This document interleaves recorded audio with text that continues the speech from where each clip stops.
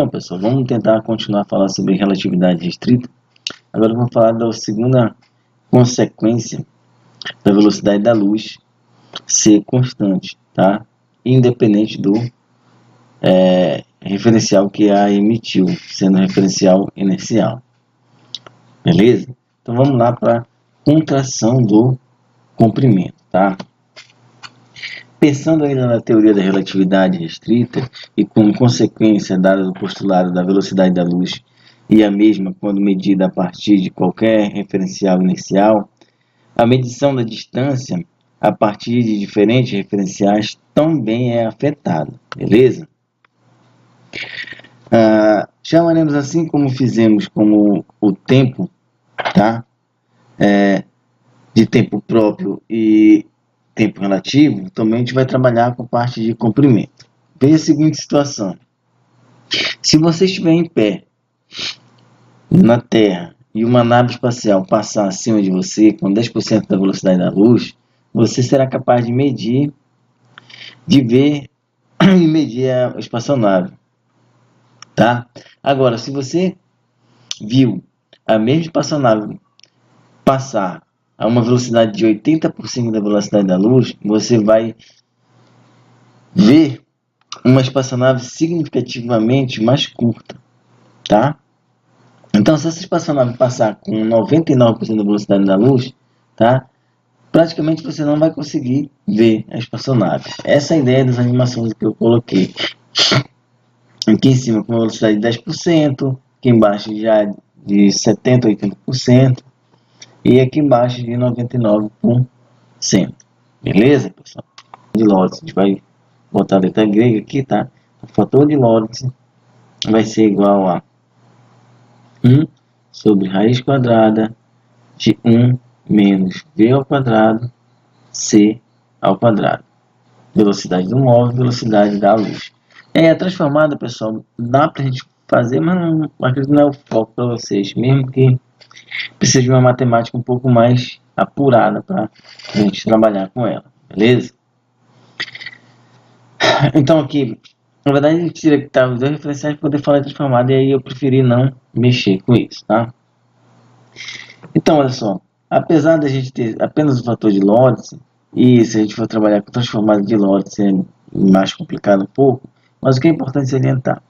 Então é o seguinte, que nota que para baixa velocidade, aqui na transformada de Lorentz, ó, se a velocidade for baixa, tá? É muito menor do que a velocidade da luz, o termo, a velocidade sobre a velocidade da luz, é desprezado das equações. E assim, a transformação de Lorentz coincide com a transformação de Galileu, ou seja, na verdade, as transformações que a gente ia ter, ou velocidades relativas que ia ter, tá? Vai ser igual à da mecânica clássica, tá? Então, isso significa que a mecânica newtoniana é suficiente para aplicar a esse tipo de evento. Mas para alta velocidade tem algumas falhas, e aí a gente precisa ter essa correção, beleza? As duas consequências imediatas da transformação de Lorentz que ele fez, tá? Uma é a dilatação do tempo que a gente já viu, e a outra vai ser a contração do espaço que vamos ver agora. Perfeito? Então, olha só. Comprimento próprio e o nosso comprimento relativo, vou chamar só de L. E aí a gente vai definir eles já já, tá? De outra forma, a gente vai tentar pensar no referencial inercial no qual eu possa medir tal comprimento, que não seja comprimento próprio, que esteja em movimento em relação ao primeiro. Vamos imaginar a seguinte situação hipotética, tá? Você, habitualmente no planeta Terra, observa e mede a distância entre duas estrelas distantes localizadas em algum ponto no espaço. Da mesma forma que você, um astronauta embarca em uma espaçonave que viaja com uma velocidade constante pelo espaço, vai de uma estrela até a outra, e com isso é capaz de medir a distância também entre as duas estrelas. Bom, a gente vai chamar de comprimento próprio, pessoal, o comprimento medido a partir da Terra, tá? Vou colocar aqui, comprimento medido a partir da Terra. Aí eu vou colocar aqui entre parênteses, comprimento em repouso, tá?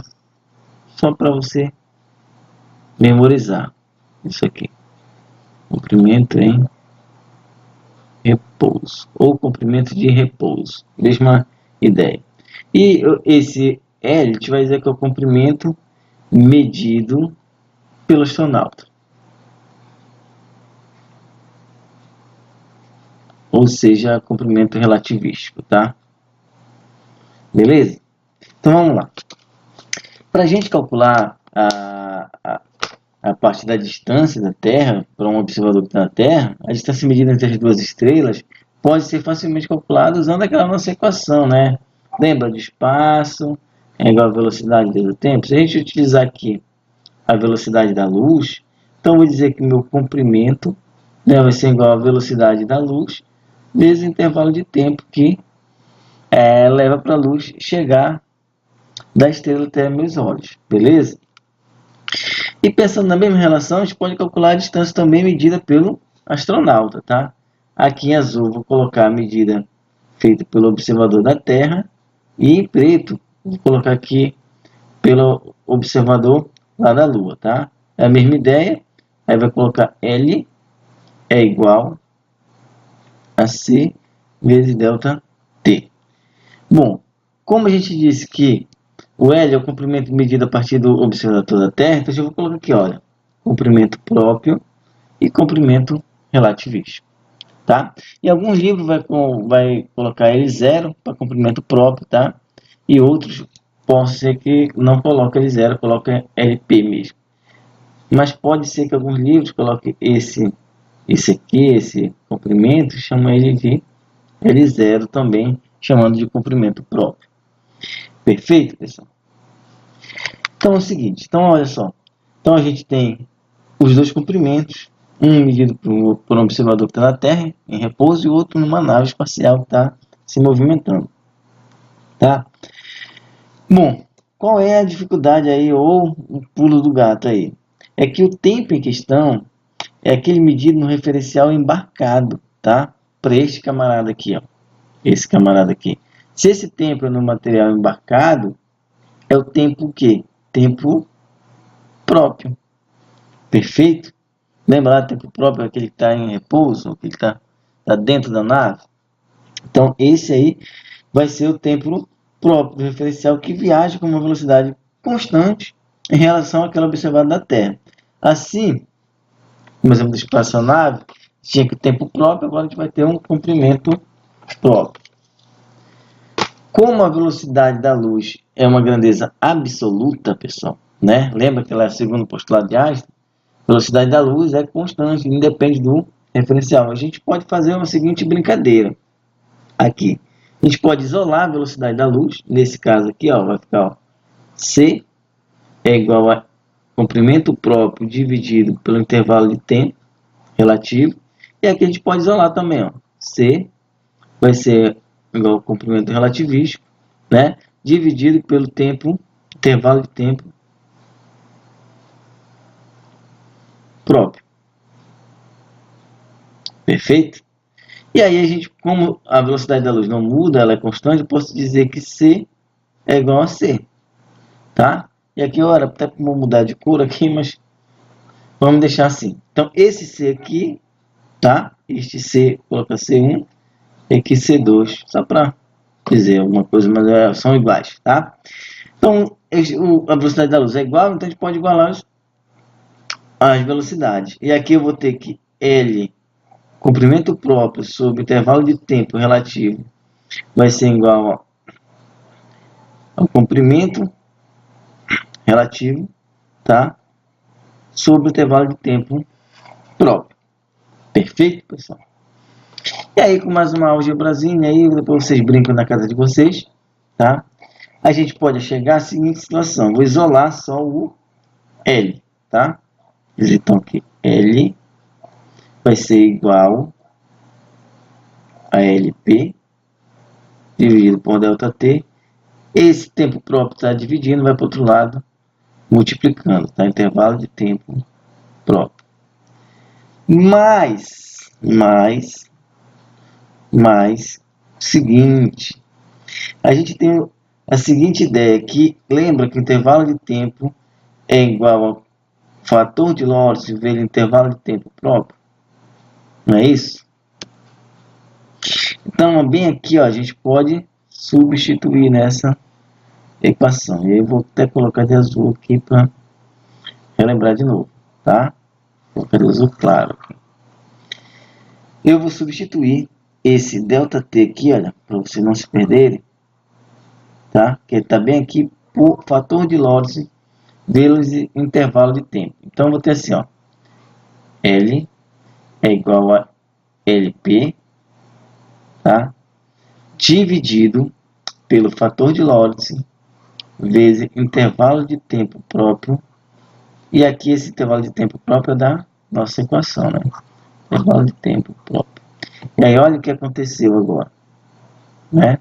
Intervalo de tempo próprio em cima, intervalo de tempo próprio embaixo. A gente vai cortar. E aí, só vai ficar aqui o comprimento, será igual ao comprimento próprio dividido pelo fator de Lorentz, tá? Beleza? Tá tranquilo aí? Essa equação aqui que você precisa guardar, tá? Esse camarada aqui é o fator de Lorentz. Vou colocar aqui, fator da Lorena, tá? Comprimento próprio.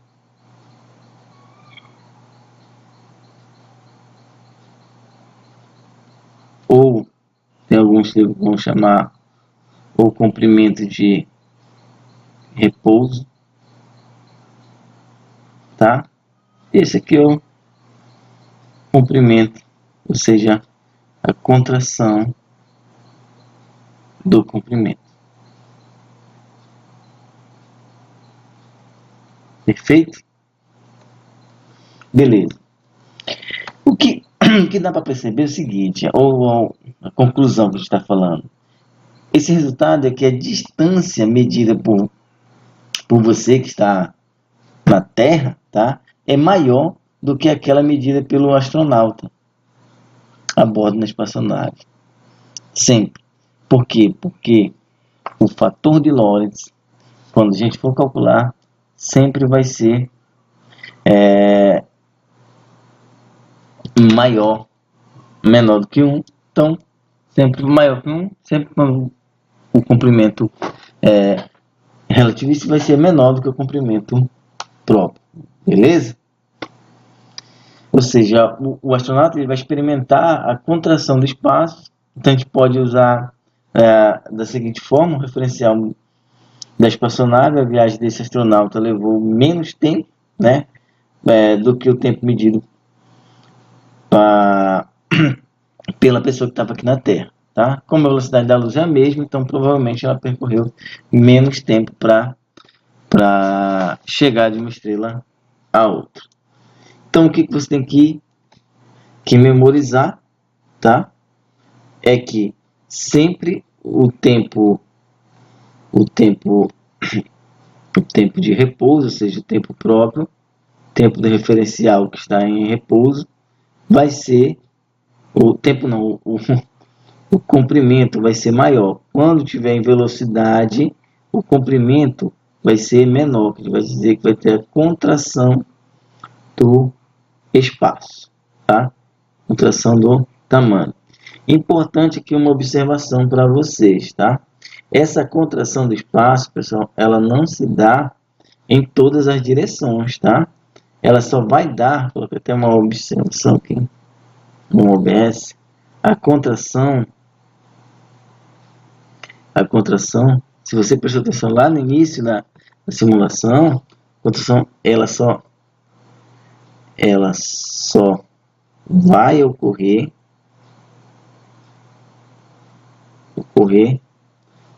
na dimensão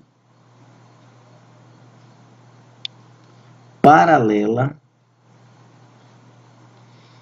à direção da velocidade.